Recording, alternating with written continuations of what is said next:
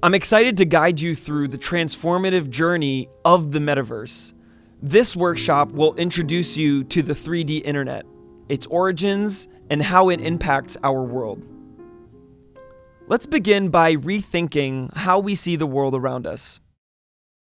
Before microscopes were invented, we would look at water as some sort of still, lifeless liquid. But once microscopes came along, we saw that there was a whole hidden world beneath the surface, or as some call, monster soup. This monster soup revealed an abundance of life, complexity, and energy right before our eyes that we never knew existed. The metaverse, or as we call it, the internet in 3D, is like a microscope. It's a tool that allows us to see beyond what's just on the surface, transforming our understanding of the digital spaces we inhabit. With the right technology, what seemed like a simple blob of water, your online communities, your interactions, your network, becomes an intricate and vibrant ecosystem. Take a look at this picture. Does it seem familiar?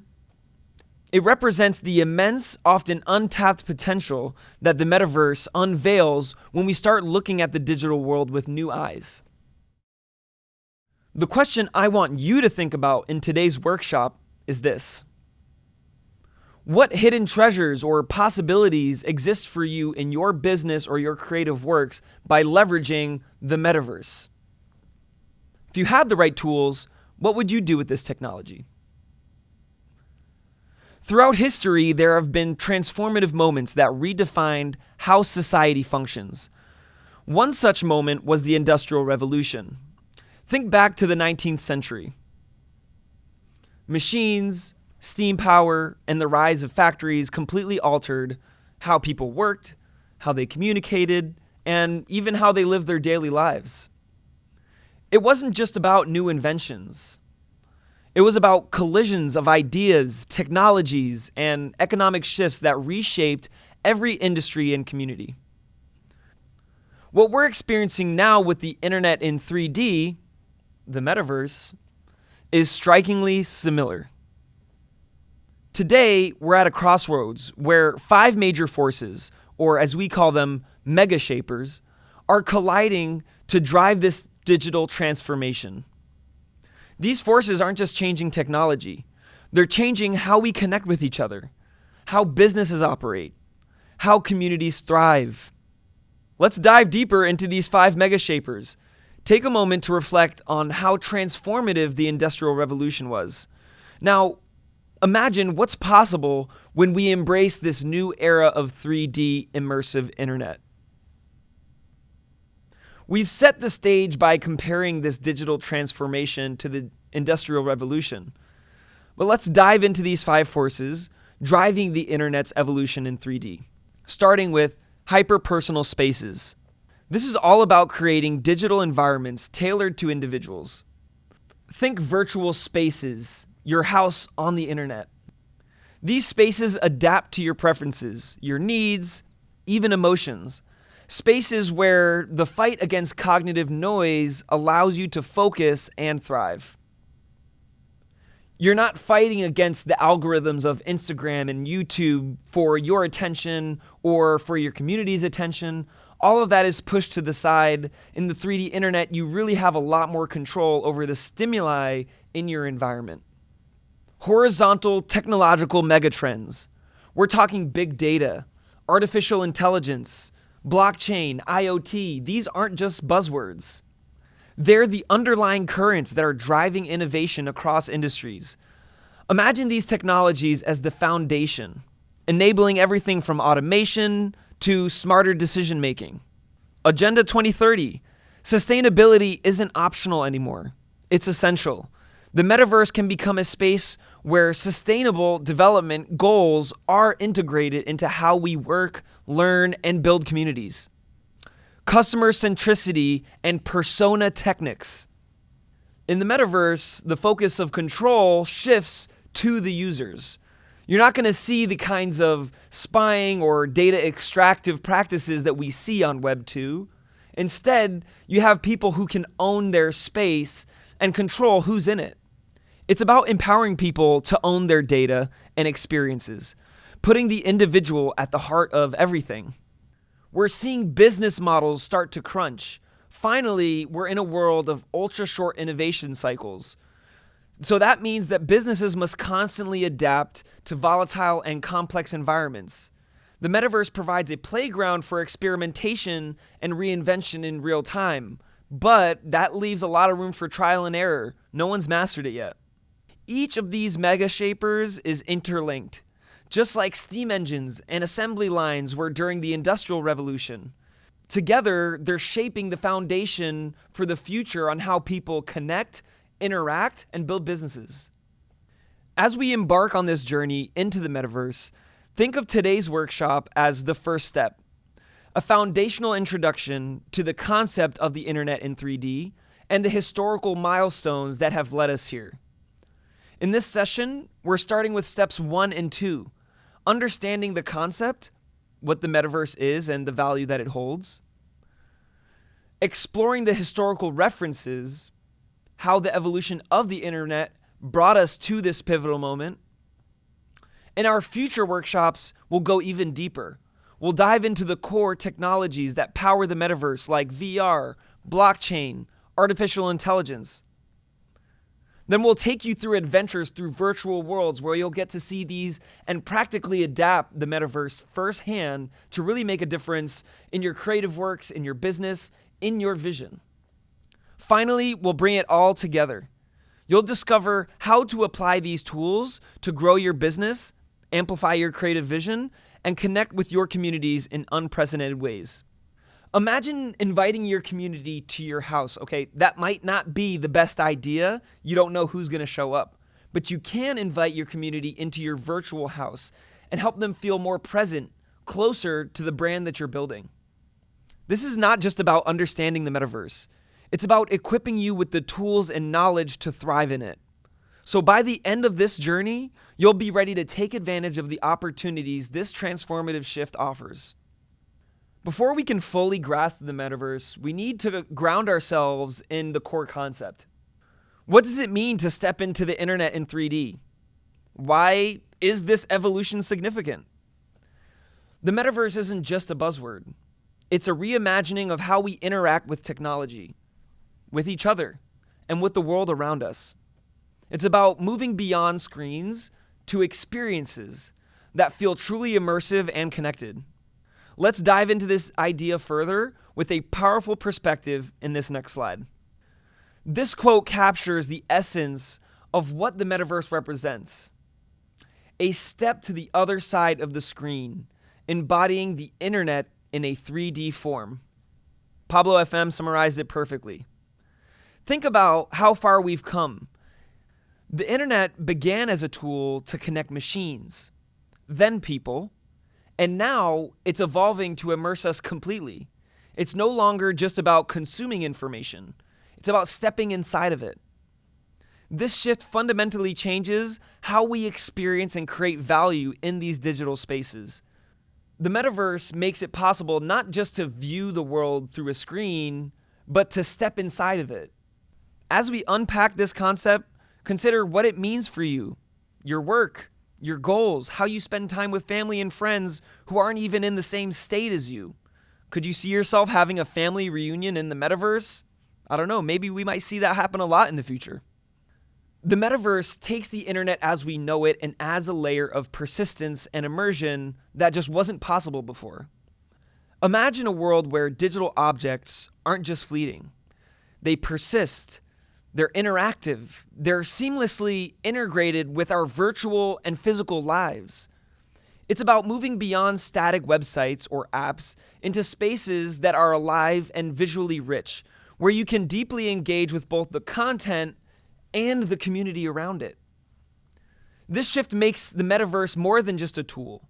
It becomes a living, breathing environment where opportunities for creativity, collaboration, and growth are endless. We have transitioned from a static mouse-controlled 1.0 to a touch-controlled content creation web 2.0, and now We're really moving towards a Web3 metaverse where we can go beyond the screen. Now that we've explored the concept of the metaverse, let's take a step back and explore how we got here. The internet story is a fascinating one, filled with innovation and transformation. We started with early tools like email and file sharing, ultimately evolving into an interconnected world that we know today. In this section, we'll explore the key milestones and historical references that have shaped the internet's evolution, from the early days of Web 1.0 to the collaborative energy of 2.0, and now the transformative potential of Web 3.0 and the metaverse. By understanding this history, we can better appreciate the metaverse as not just some new trend, but a natural progression of technological and societal innovation. We're living in a pivotal moment, a time where we are transcending the typical bounds of the digital universe. The metaverse represents a shift from using technology as a tool to experiencing it as an integral part of our lives. This is more than just a technological upgrade. It's a movement where technology becomes a driving force for societal evolution, shaping how we interact, how we build communities, and how we define our identities. The metaverse is about going beyond its limits, beyond screens and beyond borders. It's beyond the traditional ways in which we've connected in digital space. As we move forward, think about the boundaries this evolution might help you overcome, whether in your work, or your creative projects, or your community. Take a look at this graph here that shows the world as 100 people in the last 2 centuries. What do you notice? Have things really gotten worse? I don't know, to me it looks like poverty and some of the challenges like literacy have actually become less of a problem. Doesn't mean we don't have new ones, but we are making progress. The internet story began decades ago with transformations that were way ahead of their time. Email, which we take for granted today, was first introduced in the 1960s. By the 1970s, file sharing started to emerge, changing the way that information could be exchanged. Then in 1982, the standardization of TCP and IP provided the foundation for the internet as we know it, a universal protocol that allowed computers to communicate seamlessly. Each of these milestones might seem simple now, but they were stepping stones that brought us closer to the immersive and interactive technologies we're exploring today. Understanding this evolution helps us see the metaverse isn't just an isolated idea. It's part of a long history of technological innovation that has constantly pushed boundaries. To truly understand the metaverse, it's essential to look at how we evolved through these distinct phases. Web 1.0 was the first phase. That was the static internet. It was a read-only environment where users were primarily consumers of content. Think about basic websites, e-commerce storefronts, limited interactivity. It was the foundational point, but it didn't allow users to actively contribute. Web 2.0 came next, which transformed the internet into an interactive, collaborative space. This is the internet of social media, user-generated content, platforms like YouTube, Instagram, and Wikipedia. Web 2.0 put the user at the center, but also introduced centralized control by large platforms. Web 3.0 is taking us to the next level. It's a decentralized internet, powered by blockchain, AI, and immersive technologies like AR and VR. Here, users become owners. It's no longer just about consuming or collaborating. It's about creating and controlling your digital identity and assets. This progression shows how the internet has continuously evolved to empower users. And the metaverse is just the next logical step, making these experiences more immersive, personalized, and persistent. Web 1.0 marked the internet as a publicly accessible forum. At the heart of this revolutionary era was Tim Berners-Lee, the inventor of the World Wide Web.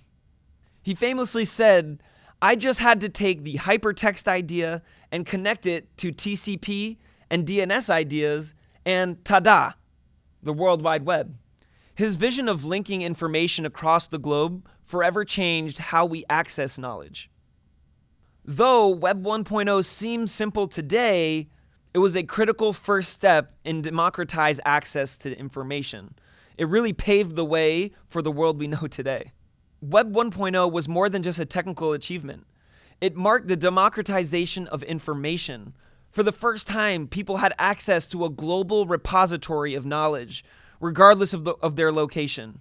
Didn't have to go all the way to the library to check out a book or look at the encyclopedia. From 1990 to 2005, this phase laid the groundwork for everything that came after it. It was an era when information became more accessible to the masses, transforming how we learned, communicated, and even conducted business. The idea of connecting people through a shared digital space began here, and it set the stage for more interactive and immersive possibilities that we see today in Web 2 and Web 3. And as Tim Berners-Lee said, the internet doesn't just connect machines, it connects people. This was the ethos at the heart of Web 1.0, and it continues to guide the evolution of the internet. To truly appreciate how far the internet has come, it's worth taking a look back at how it was perceived in the early days. In this video, Bill Gates explains the internet during an interview with David Letterman in 1995. At that time, the internet was still a novel concept to most people, a tool with incredible potential, but few understood. As you watch, pay attention on how Bill Gates describes the possibilities. What seemed like the future then seems commonplace today. Let's take a look. You know, Bill, there's something that I really love about the Windows 95. It's really cool, and it comes up right here. And okay, now what? It's okay. Now look there, the flying toasters. Look, see, they're toasters and they're flying. And then here comes the Brandon. And look at it, gobble it up. Let me show you something. Yeah, okay. Here. What? Okay. Huh? Wow, cool. Make that fly. Let me see that thing fly. Wow. So what did you think of that quiz machine? Very impressive piece of equipment until it exploded, wasn't it? I've seen better. Now, at Microsoft, I have a feeling that you guys must have a vast research and development department. New ideas come across your desk every minute of every day, don't they, pretty much? Almost. Yeah. So now, if something like the quiz machine failed, what would you do? What course of action would you take? I'd recall it. Recall it? But wouldn't you fire a lot of people first? No. No! I have like a million things to ask you. First of all, if you can, describe for us, succinctly, what it is that you did better and first that put you where you are today. What was the core of this? What was the seed? What is the essence of Microsoft? When and how did that happen? Okay. I think there's a lot of elements that go into it. A vision of what software could do. What was the vision? What was your vision? Well, a computer on every desk and in every home. Right. I don't have one on my home or in my desk. We're working on that. Vice versa. But there was more to it than just that vision. You must have known, how early did you realize you knew something that could be exploited and to this extreme? Well, there were a small group of people who saw what this chip could do as it became more powerful.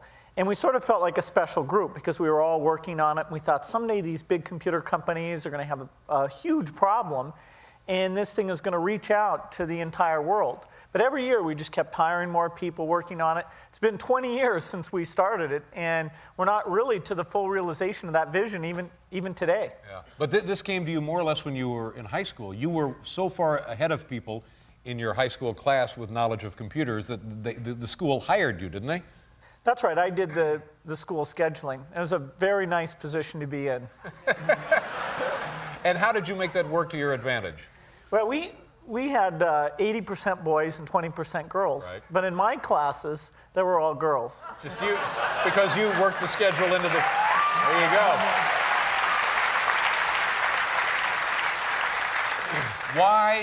Why don't I have a computer? We need to find an application for you. Part of your problem is you have too many assistants. Uh-huh.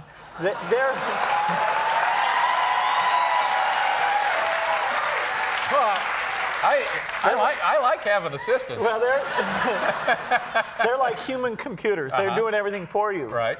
Maybe you should let them have computers, but... I think some of them do. I certainly haven't met all of them, but I think some of them do. But I think about this, and what about this internet thing? Do you know anything about that? Sure. What the hell is that exactly? Well, it's become a place where people are publishing information. Right. So everybody can have their own homepage. Companies are there, the latest information. It's wild what's going on. You can send electronic mail to people. It is the big new thing. Yeah, but it's easy to criticize something you don't fully understand, which is my position here. Go ahead. But I can remember a couple of months ago, there was like a big breakthrough announcement that on the internet or on some computer deal, they were going to broadcast a baseball game. You could listen to a baseball game on your computer. And I just thought to myself, does radio ring a bell? You know what I mean? It's just... There's a difference. There is a difference. It's not a huge difference. What is the difference? But you can listen to the baseball game whenever you want. All right. Too. Oh, I see. So it's stored in one of your memory deals, and then you can come That's back the a RAM year thing later. you talked about earlier. Yeah. Do tape recorders ring a bell?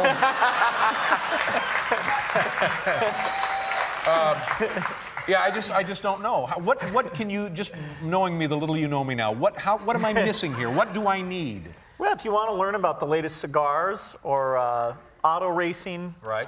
Statistics. Well, I've got that covered. I subscribe to 2 British magazines devoted entirely to motorsports, and I call the Quaker State Speed Line about 2 times a half hour. So now, would the computer give me more than I'm getting that way? Oh, you can find other people who have the same unusual interests you do, and.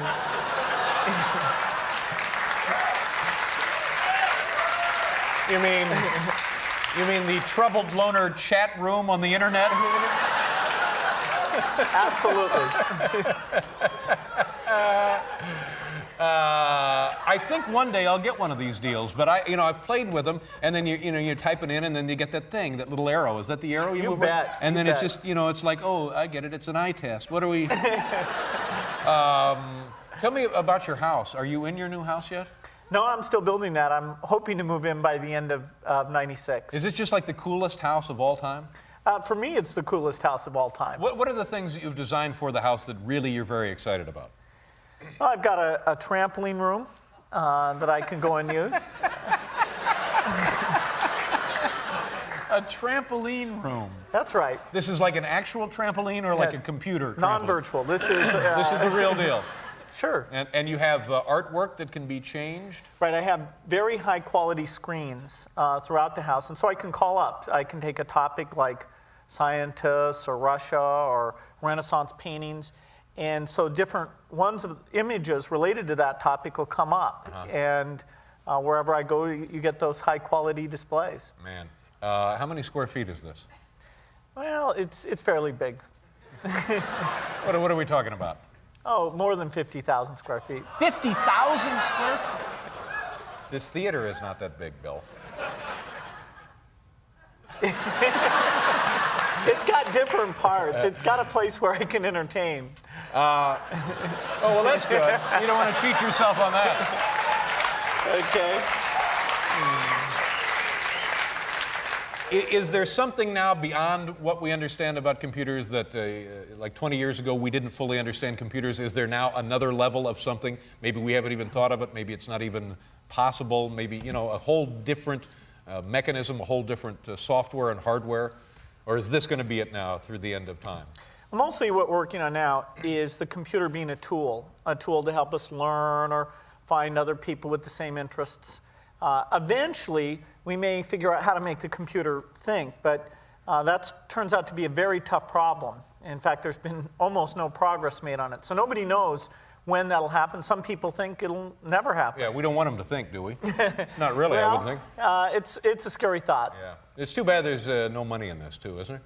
Just a shame.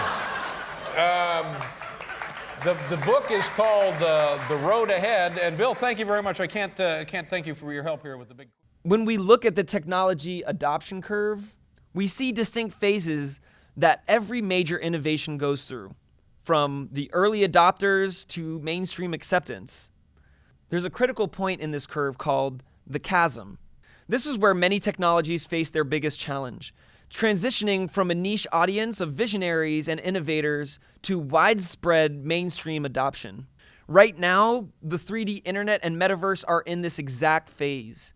Early adopters, including gamers, tech enthusiasts and forward-thinking companies are already embracing these tools. But for the metaverse to fully realize its potential, it needs to cross this chasm into the early majority. Crossing this chasm is not just about advancing technology. It's about addressing real-world needs and demonstrating clear value to broader audiences. Think about this as we continue. How can the metaverse evolve into something that isn't just exciting, but actually solves problems in people's lives? Jaron Lanier, often called the father of virtual reality, is one of the most influential voices in understanding the potential and pitfalls of the internet. In this New York Times opinion video, he discusses how the internet can be fixed by addressing the fundamental issues of ownership, control, and data privacy. His ideas are particularly relevant as we transition into the 3D internet and the metaverse. Lanier emphasizes the need to move away from the exploitative models and create spaces where users can truly own and control their identities and the content that they have around their profiles. After watching this, think about how these principles align with the premise of the metaverse. How can we ensure that the next phase of the internet doesn't repeat the same mistakes Web 2 made, but instead builds a more fair and a more empowering digital ecosystem? Let me know some of your ideas in the comments. I want to hear from you. What is data? Yes, what is data? Imagine two of your old college friends just had a baby. They post a selfie, and of course it's adorable, and of course you like it. But soon, you notice that your news feed starts to change. You see promotions for a baby sling that would be perfect for new parents, and it's even got a logo of your old college. And look, there's a discount! So, you buy it. You've got a gift for your friends, a store's made a sale, and somewhere there's a giant tech company that just earned a little commission on the whole thing. An incredible cloud of transactions like this is the value that makes the digital economy as it is today. I'm here to tell you that you're being shortchanged. The road you're on, John Anderton, is the one less traveled. I came up with a few crazy scenes in Minority Report. The one where our hero is trying to run away from the police, but he's being grabbed by each billboard into advertising so they can see where he is. John Anderson, you could use a Guinness right about now. It was supposed to be cautionary, but instead people just think it looks cool. And in Silicon Valley, to this day, decades later, people say, oh, that new thing you're designing, it looks like it came out of Minority Report. That's so cool. And I'm like, oh God, like, what does it take? What does it take for people to recognize a dystopia? I kind of feel like it backfired. What has happened is heartbreaking. The whole world has become darker.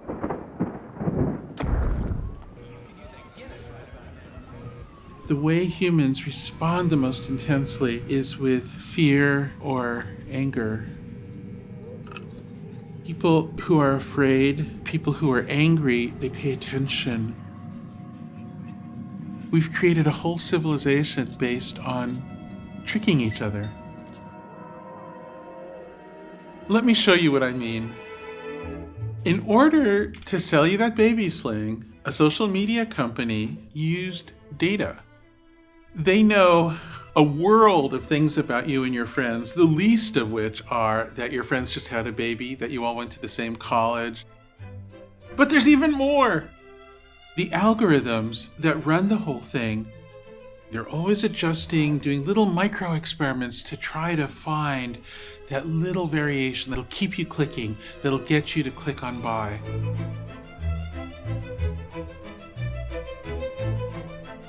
You don't just see your own friends, you see these other people who are selected because the algorithm thinks they'll get you. They might look a little richer, a little thinner, a little cuter, something like that. The algorithm doesn't even know. It just knows that these images get you. Even in this video right now, there are algorithms snatching your data with a plan to trick you in the future. So look, here's the thing. This whole shadow economy that runs our world now and concentrates all the wealth and reduces your future would not be possible without the data that's coming from you and your friends.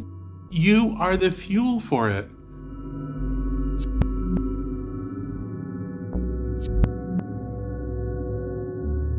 You're giving away all your data for free. You don't know what data has been taken from you. You don't know how it's ultimately used. You don't have any opportunity to take pride in it. You don't have any opportunity to make it better. To you, it's a mystery, so you pretend it's nothing, but it isn't nothing. When you realize that data is the new oil, when you realize that this thing being taken from you that you don't think about is the future economic value, is your future economic value. It's your future economic power. The biggest internet IPO ever. Values the company at more than $31 billion. Multi-billionaire today. All of a sudden, I hope you can see you're giving away everything in exchange for almost nothing. We need to affirmatively, positively invent a different system that doesn't screw everybody up in the first place. And you know what? I think we have a solution. I think we have charted a way out of this mess. And I really can't wait to tell you about it. We made a very particular and gargantuan mistake around the turn of the century. 10, 9, 8. We had these two incredible drives. Happy 2000! One was everything should be free. No more paying for music or newspapers. Everything should be owned by the people, shared by the people. But we loved tech entrepreneurs. We loved Steve Jobs, the hero hacker who became a millionaire and a billionaire. So how do you combine, I'm going to make a Venn diagram with my fingers, socialism, everything must be free, capitalism, we have to have tech heroes. There's one little space in the middle, and that little space, you know, the advertising model started out really cute, but the computers got more and more powerful, the algorithms got more sophisticated, everything built up, until it turned into this crazy behavioral manipulation scheme. So how do we fix this? The simplest way to get this idea is you'll get paid for your data and more than you think. Plus you'll pay for services that are free now, but in the balance you'll do better. My colleague Glenn Weil and I are charting out how to make a better future, how to make a future where people feel their value, earn their value, and have dignity. All right, what's our banner? What do we call this thing? We call this body of ideas data dignity. You should have the moral rights to every bit of data that exists because you exist, now and forever. In a dignified data future, when your friends have that baby, they might still post about it, but they're going to potentially make money from that data. They'll be able to understand, decide, and earn if they want to, and you'll be able to as well. Let's say you do buy a baby sling. Your data might have been used to help promote that thing to you. In a dignified data future, you're going to get paid, and you're going to get a royalty over time as that system is used. Okay, so how does this work? We'll have to invent a lot of things. So we need to keep track of where somebody's data ends up. We need to have a universal way of people getting paid and paying, and it's all totally doable. We have to invent a new kind of entity. That is an entity that would look out for your interests, would deal with all the technical and complicated stuff for you that you would be able to trust by law. So this new kind of mediator is called a MID. It stands for Mediator of Individual Data. A MID is an organization that's bigger than an individual but smaller than a whole nation. A MID is a little like a labor union where they're still enjoying some strength in numbers. Some MIDs will be easy to get into. There'll be tens of millions of people in them for certain kinds of sort of ordinary data, let's say. There'll be other mids that'll be hard to get into. Every mid will set its own terms. Millions of people will join the same mid. It'll be like getting car insurance or something that's very routine. Some mids might pay you incrementally in little micropayments. Others might pay you every month or every year or average it out over years, so it's really predictable. And that means you're not just going to earn in the moment, but you'll build up a stream of income from your data that will become like a pension in a new world. That's actually a compelling world. It's a world that can exist. When people hear about these ideas of data dignity, they often push back. It doesn't sound possible. It sounds weird. Well, I'm going to answer all of those concerns. 4 criticisms of data dignity. My data earnings will be too small to be worth it. Not true. The whole world of Silicon Valley is powered by your data. These are trillion-dollar companies, and the value comes from your data. It's absurd to say it's not worth anything. It's absurd to say that you wouldn't make any money from it if you could. We make an estimate that a small family could, in the very near term, earn something like $20,000 a year from the value of their data. People will never pay for Facebook. People used to think that paying for video would be horrible, and then Netflix happened and we got peak TV. Like, when you pay for stuff, it gets better. Poor people will be priced out of the internet. The public library gave everyone access to printed literature. So if that creative solution was available before the internet, I'm absolutely convinced that we can rise to the occasion to come up with new solutions that are at least that good. It would benefit everybody ultimately, but would also guarantee that nobody was left out.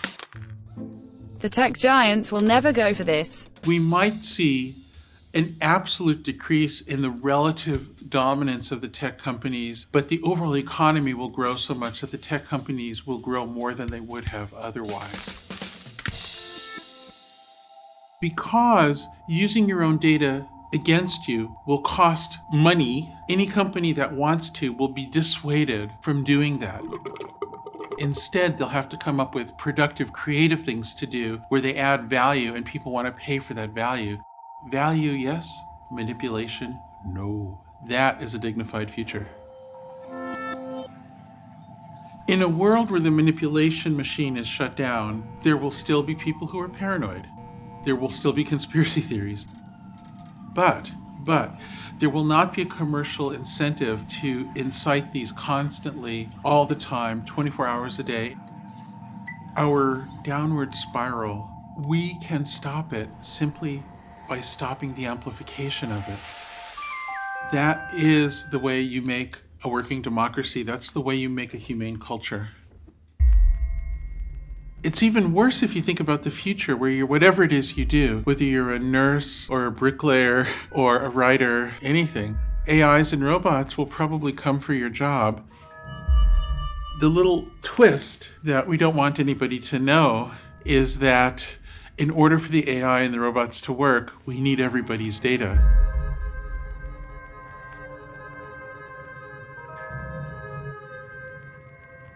Let me tell you a story.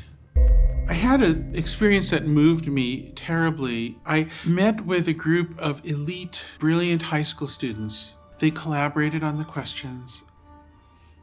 And the first one was, if we're going to be surpassed by artificial intelligence, if we won't be needed,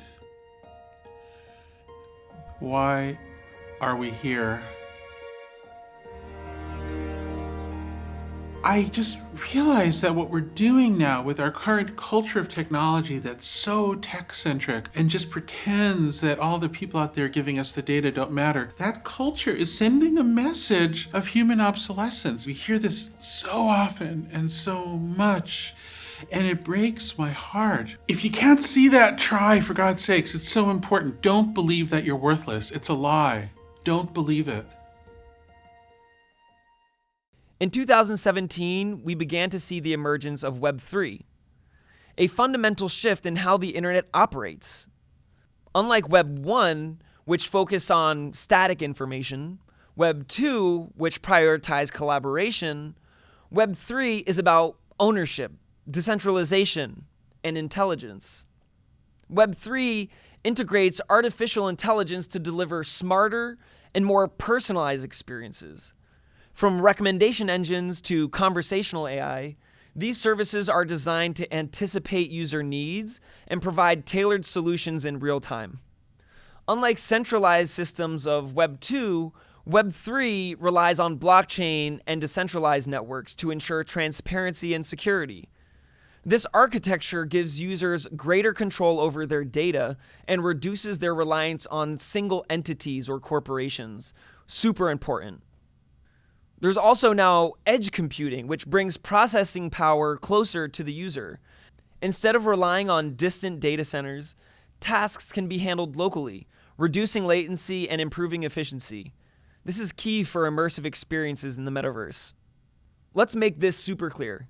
One of the most transformative aspects of Web 3 is the fact that we now own the data.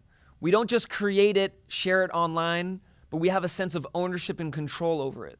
Web 3 empowers people to not only create value, but to have ownership over it, whether it's NFTs, decentralized finance, or virtual real estate. This phase democratizes access to opportunities that were previously controlled by centralized institutions. This combination of AI, decentralization, edge computing, and ownership is the backbone of the metaverse. It's a vision of the internet where people are not just passive users, but active stakeholders in its evolution. We discussed a lot of ideas today about how we got to the internet in 3D. And there's still a lot more to discuss because we are just scratching the surface. People are just figuring out how to apply this technology the same way they were just figuring it out when Web 1 came out. Don't be overwhelmed with the possibilities. Instead, join me at my next workshop. We're going to be doing a lot of workshops like this, breaking down everything from AI, the metaverse, blockchain. So make sure to send me any questions you have from this intro, and I'll see you next time.